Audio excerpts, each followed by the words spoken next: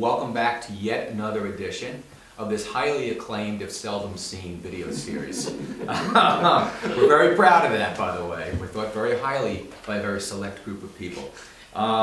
We have two special guests with us. Quality over quantity. It's always quality over Yes. quantity. We have two very special guests today, one more special than the other, but I'll let you determine who that would be. To my immediate right, which would be your left, is Edward M. Ted Burkhan, who is president, partner, and demigod here at Peppercomm. Pretty much right. Yeah. That's spot on. You captured it. Demigod first, though. Yeah, of course. Demigod, absolutely. And to his immediate right, or your left, would be Jeff Pundyke, Global VP of Content Solutions at the Economist Group. Quasi-god. Quasi-god. We'll live with that. That's cool. It's not bad. And last and certainly not least is my co-host, the lovely and talented Paul Mershon. Thank you very much. It feels so good to hear that on a Friday morning. Kick it off, Paul. All right. Well, we're here today to discuss the findings of a recent survey conducted by The Economist in conjunction with Peppercomm on content marketing and sort of developments in that space. And we had some pretty interesting findings in that survey, but I kind of wanted to start maybe with you, Jeff. You can just give us some background as to why you conducted the survey, who you conducted it with, and what was the purpose of it, so to speak. Sure. So why we conducted it? I mean, everyone is talking about content marketing. It's exploding. It's become a buzz term. And there's so much conversation, and we thought that one of the things that would help would have an analytic base to this conversation. We really wanted to get a fact base and understand not just what we think is going on, but really get a much deeper dive into what really is going on. And so what we did is we talked to two different groups of people. The first group is business executives, people who are consuming the content. They're the audience, and it's a global panel that we have, and we spoke to 500 people all over the world. 40% of them are C-level. The second group are the marketers, the people who are creating the content.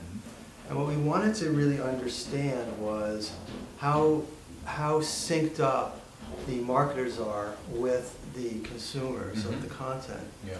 And what we found is that there are a number of disconnects between those two that start to explain where best practices come from as we start to evolve the art and science of content marketing. Great. And we should emphasize that this is B2B focused. Yes. Yeah. Yes, Okay. B2B focused. So Ted, what surprised you most from the findings? Well, I don't know if this surprised me the most, but what clearly jumped out from the survey is that marketers continue to create a majority of their content about themselves. It's about their services, their product, their brand, who they are, what they do.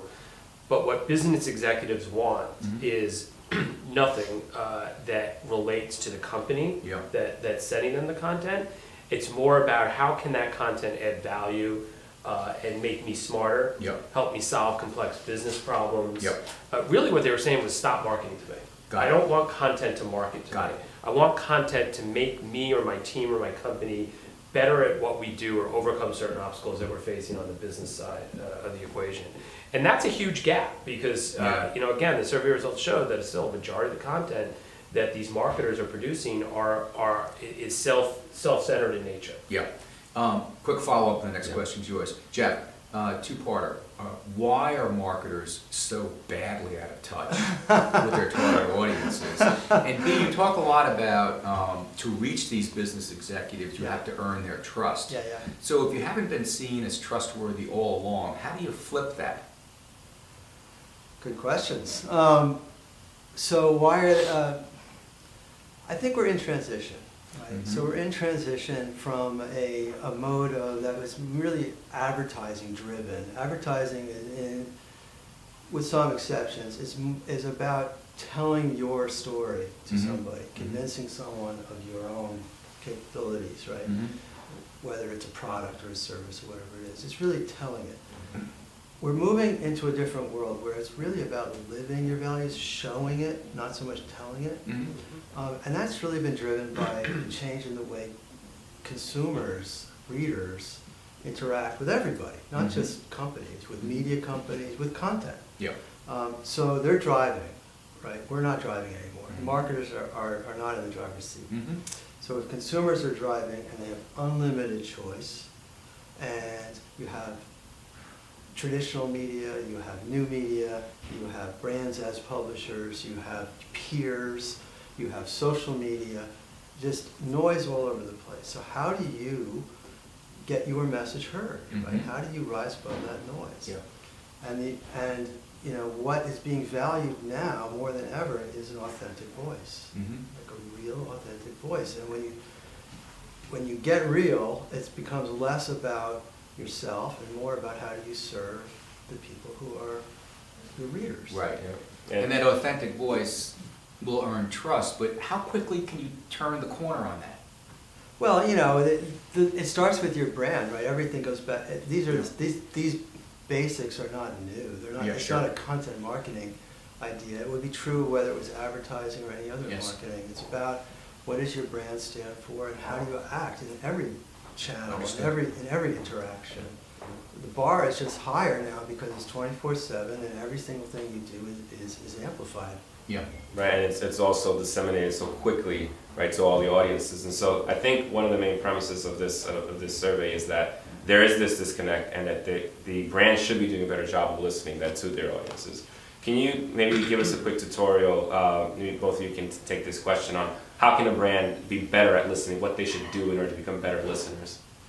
Well, I think for one, they have to ask, right? They have to ask their audience, what can we provide on the content front that is going to, again, help you do your job better? I think not enough marketers actually take the time to do that, or not enough businesses take the time to do that. How do you build that into the culture of the company where you're having those conversations with your audiences, with your customers and your clients and prospective clients to say, what could we be doing better? What could we be doing more to get content in your hands that's going to help you do better? The other thing is using social media to listen. So while a lot of B2B audiences are not very active on social media, especially in comparison to the consumer sectors, what you can do is any brand can use social media to listen to what the top trends and issues are in that particular sector or in that particular marketplace. What are some of the points of view that others are conveying around those topics and issues? And then how can your brand, your company be unique? What can you add to the equation? What can you add to the discussion that again is going to add value back to that key audience? And I think the biggest challenge, one of the biggest challenges for marketers and for companies today in the B2B space is, how do I say something different?